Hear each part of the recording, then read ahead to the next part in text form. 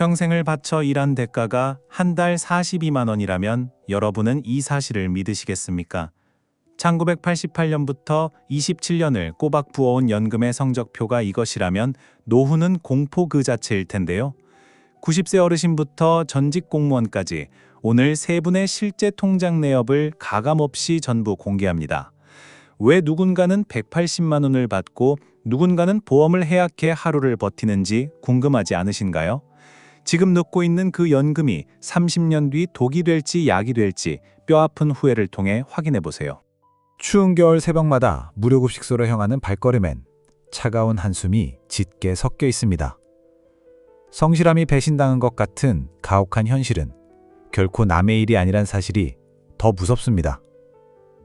엘리트 공무원도 잘 나가던 사업가도 피하지 못한 노후의 함정은 도대체 무엇이었을까요?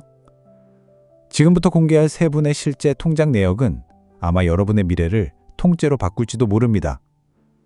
준비되지 않은 노후가 얼마나 싫은지 그분들의 목소리로 직접 들어보는 시간을 갖겠습니다. 90세 어르신은 1988년부터 27년 넘게 꼬박꼬박 국민연금을 납입해 오셨다고 합니다. 하지만 매달 통장에 지키는 금액은 42만 원으로 한 달 생활비로는 턱없이 부족한 수준이죠. 젊은 시절 27호봉까지 올라갔던 당당한 경력이 무색할 만큼 수령액은 너무나 초라합니다. 이거 들어보신 적 있으시죠? 라고 묻는 어르신의 목소리엔 체념 섞인 당담함이 느껴집니다. 결국 부족한 돈을 메우기 위해 자녀들에게 줄 아파트마저 주택연금으로 돌려야만 했습니다. 사실 어르신도 처음에는 자식들에게 집 한 채만큼은 온전히 물려주고 싶어 고민이 많았답니다. 하지만 자식들이 먼저 저희 돈 주기 싫으니 집으로 생활하세요 라며 주택연금을 권유했죠. 이 한마디에 어르신은 서운함보다 오히려 미안함과 고마움을 동시에 느껴야만 했습니다. 평생을 일해 자식을 키웠는데 노후에는 오히려 짐이 될까봐 스스로를 깎아내야 하는 걸까요? 이분들의 선택이 여러분에게는 어떻게 보이시나요? 댓글로 여러분의 생각을 들려주세요. 다음은 사업 실패로 모든 보험과 연금을 해약해야 했던 81세 어르신의 가슴 아픈 고백입니다. 과거 운수 사업을 하며 남부럽지 않게 살았지만 지금은 기초연금 23만 원이 수입의 전부였죠. 사업이 흔들릴 때 가장 먼저 손을 댔던 연금과 보험이 결국 노후의 생명줄을 끊고 말았습니다. 현재 복지관 지원금을 합쳐 월 80만 원으로 버티고 계신데 이는 생존을 위한 최소한의 선입니다. 보험은 절대 깨지 마라는 어르신의 쉰 목소리가 오늘따라 유독 무겁게 가슴을 파고듭니다. 81세 어르신의 한 달 수입 83만 원 중 병원비로만 무려 20만 원이라는 큰 돈이 사라집니다. 여기에 식비 30만 원을 빼고 나면 남는 돈으로는 공과금을 내기조차 벅찬 게 현실입니다. 돈이 없어 병원에 가지 못할까봐 매일 밤 기도한다는 말씀은 우리를 숙연하게 만드는데요. 숨만 쉬어도 나가는 이 고정 지출들이 준비되지 않은 노후를 매일 벼랑 끝으로 내몰고 있습니다. 여러분이 생각하는 노후의 가장 적절한 병원비 예산은 얼마인가요? 현실은 상상보다 가혹합니다. 서울시 공무원 출신인 73세 어르신의 사연은 우리에게 예상치 못한 큰 충격을 던져줍니다. 현역 시절 월 350만 원을 벌던 베테랑이었지만 현재 연금 수령액은 180만 원에 불과합니다. 분명 공무원 연금은 든든할 것이라 믿었던 우리의 고정관념이 산산이 조각나는 순간이죠. 남들이 부러워하는 직장에 평생을 몸담았음에도 왜 이런 경제적 공경에 처하게 된 걸까요? 그 비밀은 바로 1996년 어르신이 내렸던 단 한 번의 결정에 고스란히 숨겨져 있었습니다. 1996년 당시 자녀들의 대학 학자금을 마련하기 위해 어르신은 연금 일부를 미리 당겨 썼습니다. 부모로서 당연히 해야 할 도리라고 믿었던 그 선택이 30년 뒤 자신의 목을 조를 줄은 몰랐죠. 결국 미리 받아 쓴 일시금만큼 매달 지급되는 연금액이 깎이면서 현재의 빈곤으로 이어졌습니다. 자식의 미래를 위해 내 노후를 담보 잡았던 결정이 결국 노후의 가장 큰 후회가 된 셈입니다. 지금 여러분도 자녀 교육비를 위해 노후 자금을 희생하고 계신 건 아닌지 돌아봐야 합니다. 진짜 비극은 단순히 통장 잔고가 마르는 것이 아니라 주변 사람들이 하나둘 떠나가는 것입니다. 돈이 없어지자 예전엔 자주 연락하던 지인들도 이제는 전화를 잘 받지 않는다고 고백하십니다. 인간관계마저 경제력에 따라 끊겨버리는 고립된 일상은 육체적 고통보다 훨씬 더 쓰라립니다. 아마 여러분도 주변에서 이런 안타까운 상황을 한 번쯤은 보거나 들어보셨을 거예요. 지갑이 얇아질수록 마음의 문도 닫아야 하는 현실이 우리 노후의 가장 아픈 민낯입니다. 여기까지 보신 내용이 혹시 남의 나라 이야기처럼 멀게만 느껴지시나요? 절대 그렇지 않습니다. 성실하게 살아온 세 분이 왜 노후에 이토록 힘든 성적표를 받았는지 우리는 직시해야 합니다. 단순한 운이 없어서가 아니라 우리가 당연하게 생각했던 선택들이 함정이었기 때문이죠.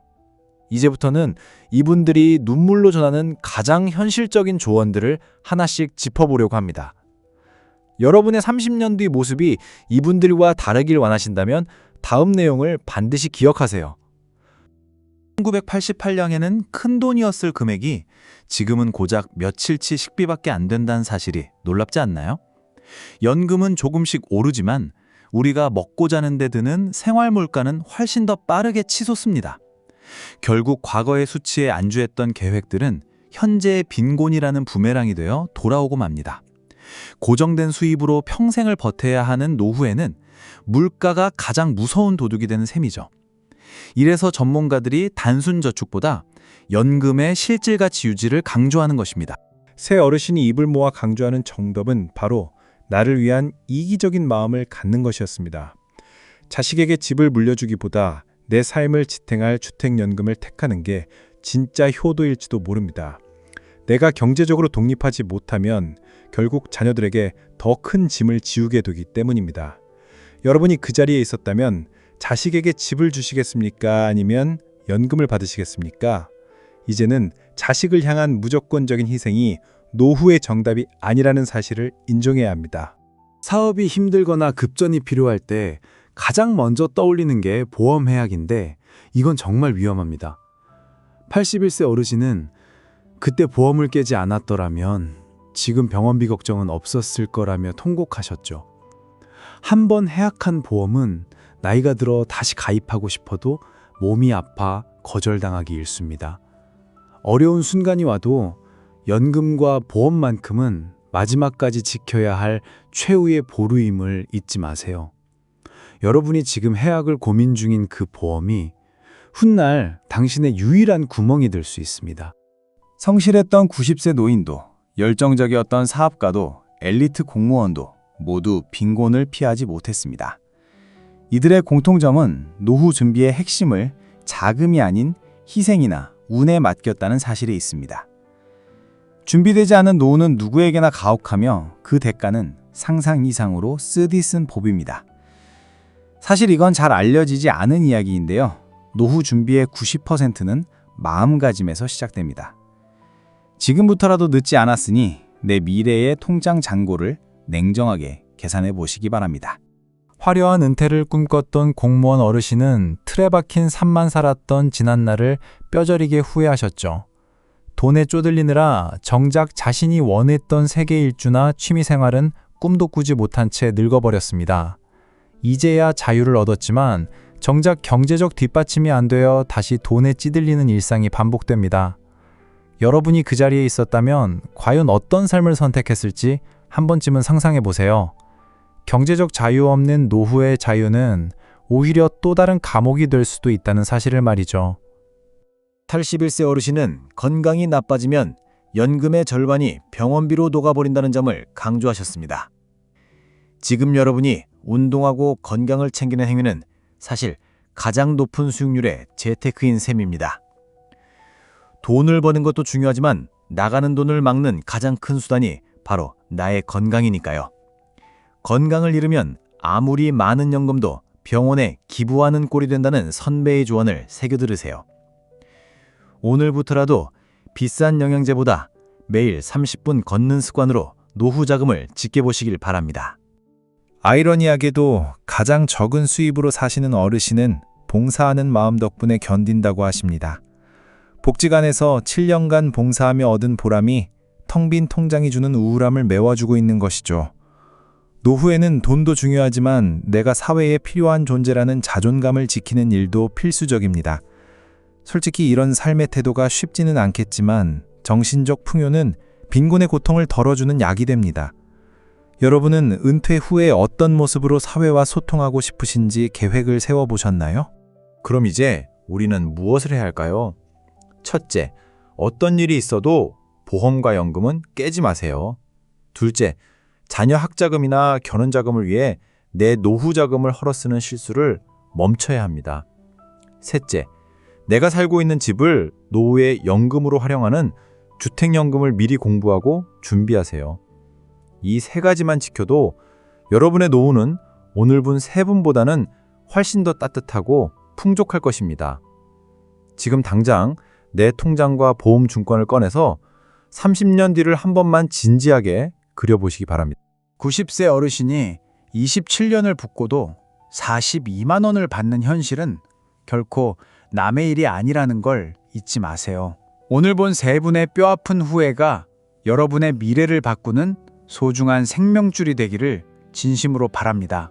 준비되지 않은 노후는 가혹하지만 지금 이 영상을 끝까지 본 당신은 이미 변화를 시작했습니다.